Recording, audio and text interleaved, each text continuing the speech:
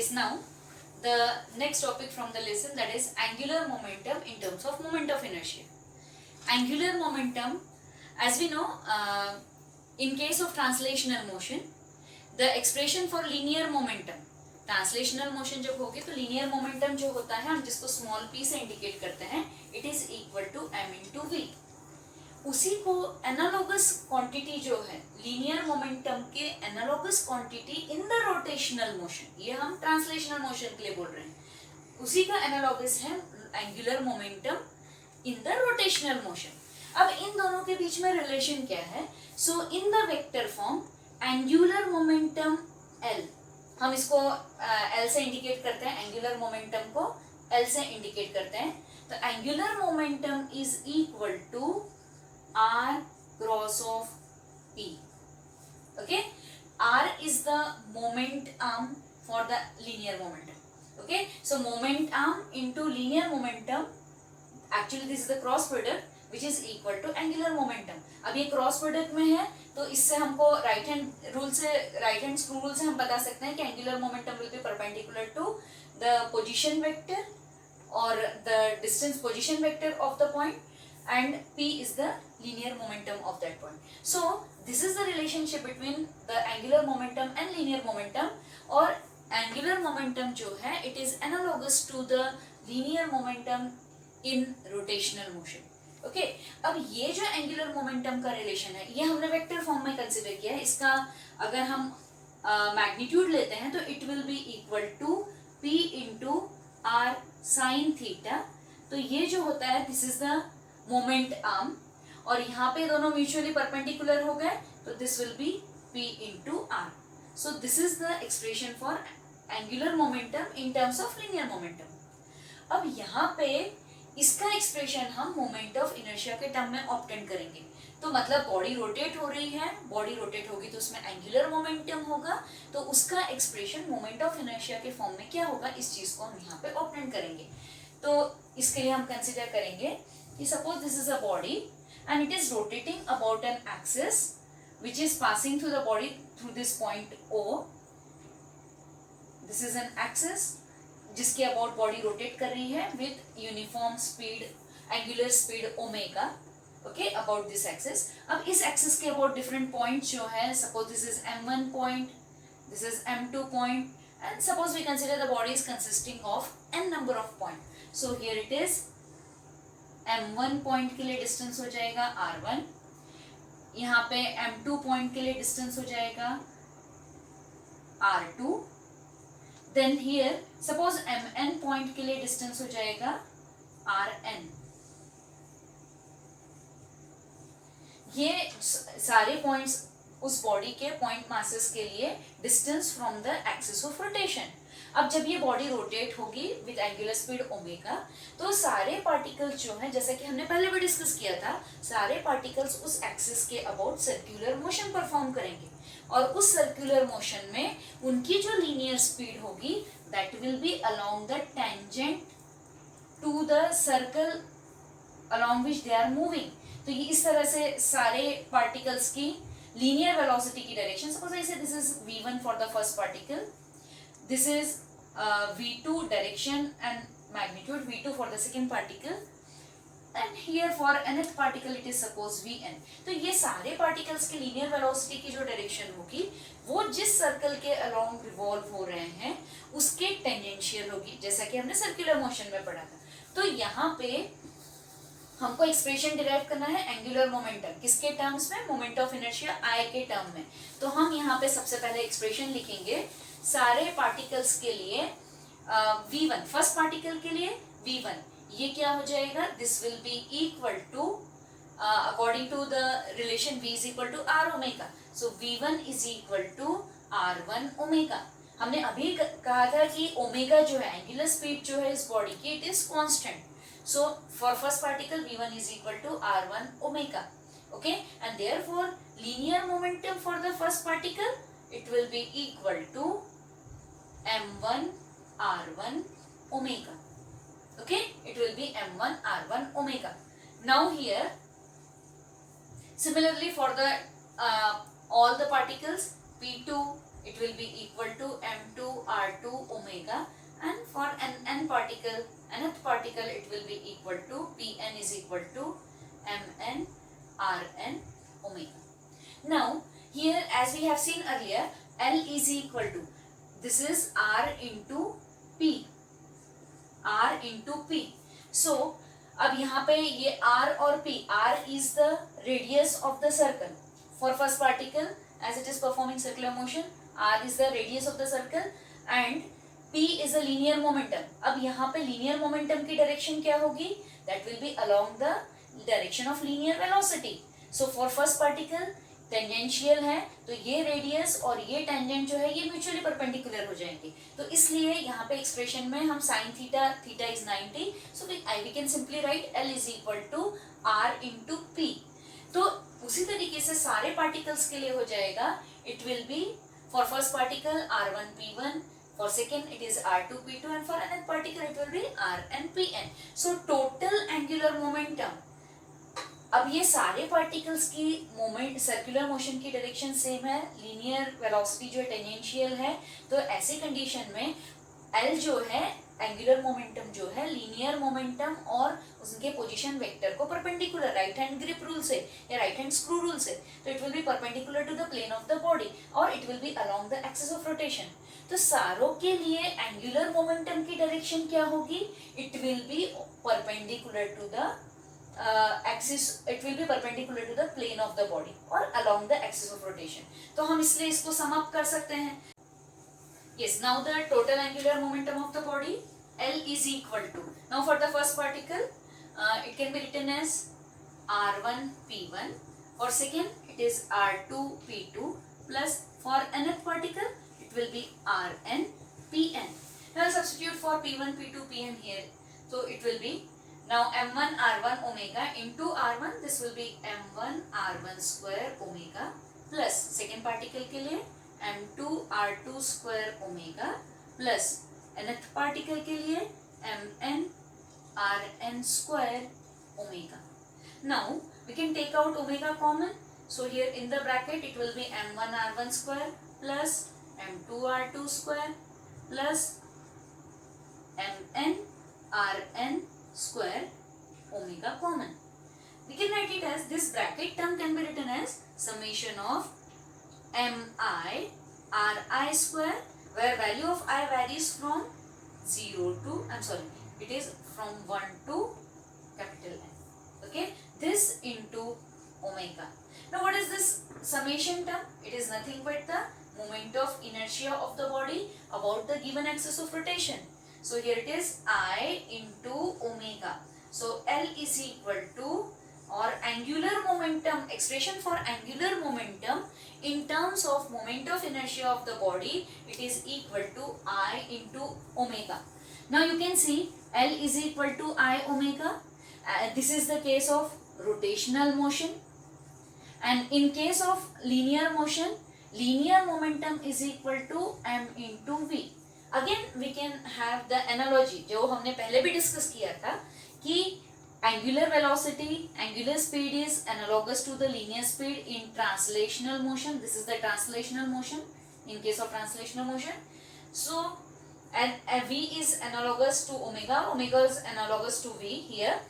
Then here the angular momentum, it is analogous to linear momentum. Similarly, the moment of inertia is analogous to mass of the body. Moment of inertia in terms of in rotational motion, it is analogous to mass of the body in linear motion. जो role moment of inertia, जो role mass linear motion में perform करता है, that means it produces inertia in the body, it is responsible for the inertia in the body. वही role moment of inertia play करता है in case of rotational motion. Okay, so this is the expression for angular momentum. L is equal to I into omega. अब यहाँ से हम moment of inertia की definition, फिर से एक और एक moment of inertia की definition बता सकते हैं. Now suppose we consider the body is rotating uniformly with the angular speed 1 radian per second. Okay, this is the constant angular speed. So from here we can write L is equal to I. Okay, this expression will change to L is equal to I. तो यहाँ से moment of inertia की definition क्या हो जाती है? We can again define it in terms of angular momentum. Moment of inertia of the body is nothing but the angular momentum of the body about the given axis of rotation when it is rotating with unit angular speed. That means 1 radian per second. Okay, so this is all about the angular momentum in terms of the moment of inertia. Is now the expression for torque in terms of the moment of inertia. Body rotate होगी तो body में rotate करने के लिए उसको force apply करना पड़ेगा, that will produce the torque in the body, मतलब टॉर्क की help say that body will be rotated. Okay, तो अब यहाँ पे टॉर्क का एक्सप्रेशन जो है उसमें मोमेंट ऑफ इनर्शिया का उन दोनों का रिलेशन कैसा है वो हम यहाँ डिराइव करेंगे. तो यहाँ पे सपोज हम एक बॉडी कंसिडर करते हैं. This body is rotating about an axis. अब यहाँ पे इस बॉडी में फोर्स अप्लाई करने पर इसमें जो टॉर्क प्रोड्यूस होगा इसकी वजह से इस बॉडी में एंगुलर एक्सेलरेशन प्रोड्यूस होगा. यहाँ पे the body will rotate with the angular acceleration alpha about this axis of rotation. ये जो एक्सिस ऑफ रोटेशन के और direction of angular acceleration it will be again along the axis of rotation. Now for this we again consider here these are the different particles. We consider n number of particles in the body. So m1 particle which is at a distance of r1, perpendicular distance r1 from the axis of rotation. Now suppose m2 particle which is suppose again at the perpendicular distance r2 from the axis of rotation. Suppose we consider nth particle with mass mn and its distance from the axis of rotation it is rn. अब ये body इनमें angular acceleration produce हुआ है, मतलब body की angular speed change हो रही है. एंगुलर स्पीड जब हम लोगों ने सर्कुलर मोशन स्टडी करते समय देखा था कि एंगुलर स्पीड अगर बॉडी में चेंज होती है तो उसमें दो टाइप के एक्सेलरेशंस प्रोड्यूस होते हैं. एक तो सेंट्रीपिटल एक्सेलरेशन और एक tangential acceleration, linear accelerations. Centripetal acceleration से centripetal force which is responsible for the circular motion of the body, but simultaneously there is a tangential acceleration which produces tangential which is along the tangent. जैसे हर एक particle circular motion perform करेंगे, circular motion में यहाँ पे इनमें tangential acceleration produce होगा. इनकी direction होगी along the tangent along the tangent to the circle. हर एक पार्टिकल के सर्कल के along tangential acceleration. This is a1, यहाँ पे nth पार्टिकल के लिए an और सेकेंड पार्टिकल के लिए here it is a2. So these are the directions of the tangential acceleration produced in the body. Now here this is the non-uniform, here it is the non-uniform circular motion. तो इसमें angular acceleration हो रहा है और यहाँ पे velocity का magnitude भी चेंज हो, डायरेक्शन तो चेंज हो ही रही है. हर एक पार्टिकल के लिए magnitude of the linear velocity is also changing. That's why here the linear acceleration and in each and every particle. अब इसी के ये जो लीनियर एक्सेलरेशन है इसका मतलब है कि हर एक पार्टिकल पे लीनियर फोर्सेस एक्ट हो रहे हैं. तो फर्स्ट पार्टिकल पे जो फोर्स होगा this F1 is equal to m1a1. Second particle पे जो फोर्स होगा F2 will be equal to this will be m2a2 and nth particle के लिए होगा Fn is equal to mnan. Now here ये जो फोर्स है it is along the direction of acceleration which is tangential. That's why these forces are also tangential forces. Okay, अब इनका perpendicular distance. Now हमको मालूम है the relationship between torque it is equal to r in the vector form it is r cross of f. अब यहाँ पे अगर हम मैग्नीट्यूड लेते हैं टॉर्क का तो ये हो जाएगा Fr sin theta where theta is angle between the F and R, direction of force and direction of momentum. तो यहाँ पे जो होगा this angle theta will be equal to 90 degree क्योंकि R1 along the radius of the circle for each and every particle and force along the tangent to the circle. Therefore this theta will be 90. So in the magnitude form torque will be equal to F into R. Okay, तो ये जो force है इसकी इस force में rotational, इस force की वजह से रोटेशनल मोशन हो रही है और रोटेशनल मोशन की वजह से टॉर्क प्रोड्यूस हो रहा है बॉडी। तो यहाँ पे expression for torque we can write it as for the first particle this T1, or we say the total torque in the body, it will be equal to for the first particle F1 into R1, for the second particle it is F2 into R2, for the nth particle it will be Fn into Rn. Okay, this is the torque produced in the body due to this force acting on each and every particle which is tangential force. अब यहाँ पे हम एक चीज consider करेंगे कि plane of rotation of body is not changing. Plane अगर rotate होता है तो एक्सिस ऑफ रोटेशन की डायरेक्शन चेंज होगी, पर हमने तो एक्सिस फिक्स कंसिडर की, उसकी डायरेक्शन फिक्स कंसिडर की है। इसका मतलब है कि plane of rotation of body is not changing, and अगर वो चेंज नहीं हो रहा है तो यहाँ जो टॉर्क प्रोड्यूस हो रहा है उसकी डायरेक्शन भी फिक्स्ड होगी। हर एक पार्टिकल के लिए उसकी डायरेक्शन जो होगी that will be along the axis of rotation.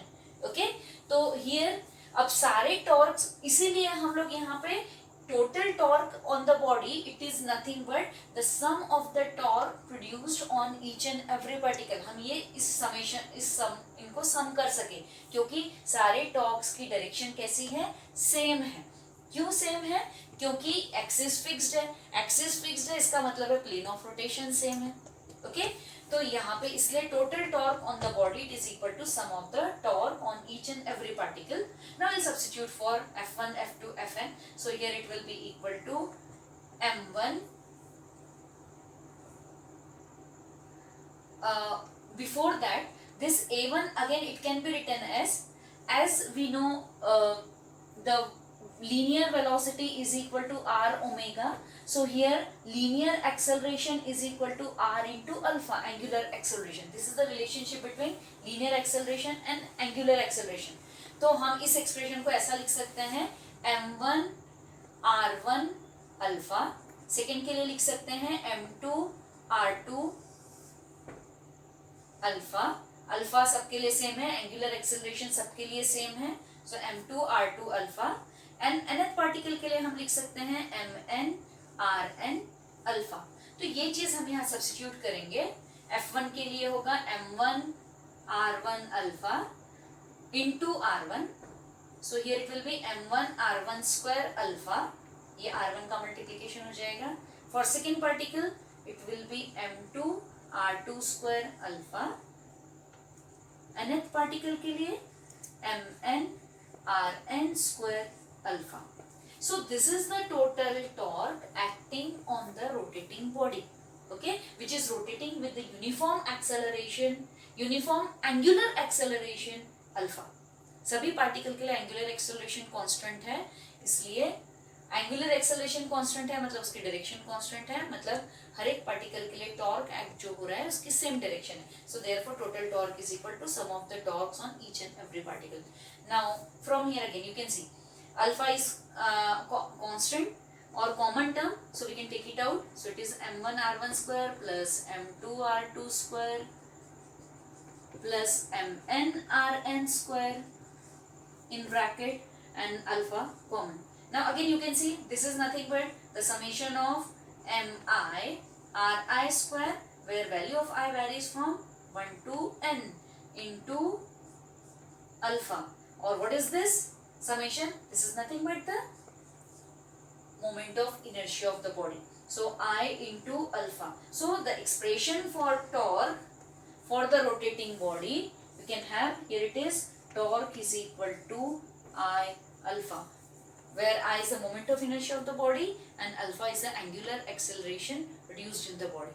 Okay, so this is the expression for torque produced in the body in terms of moment of inertia. Again we can compare this with the this is the case in rotational motion. This is the expression in rotational motion. In the linear motion torque is analogous to force, so force is equal to mass into linear acceleration. Okay, so again we can compare this angular acceleration, it is analogous to linear acceleration in linear motion. Torque is analogous to force Torque in the angular motion is analogous to force in the linear motion.